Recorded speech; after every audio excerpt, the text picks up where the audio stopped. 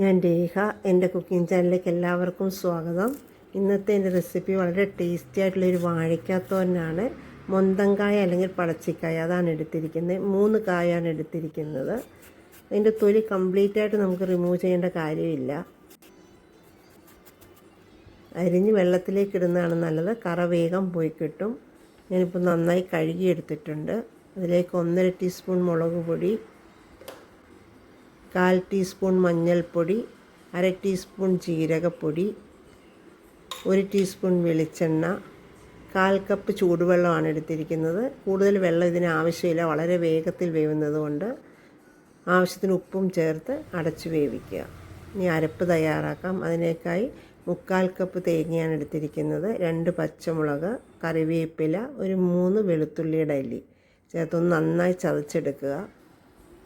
ഒരുവിധം ആയിട്ടുണ്ട്. അതിലേക്കായി നമ്മൾ ചതച്ചെടുത്ത അരപ്പ് ചേർക്കുക.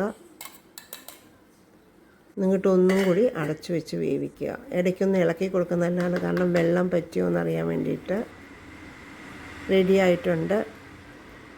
വാങ്ങി വെച്ചിട്ട് കുറച്ച് കറിവേപ്പിലയും 1 ടീസ്പൂൺ വെളിച്ചെണ്ണയും ചേർത്ത് അടച്ചു വയ്ക്കുക. Okay, thank you.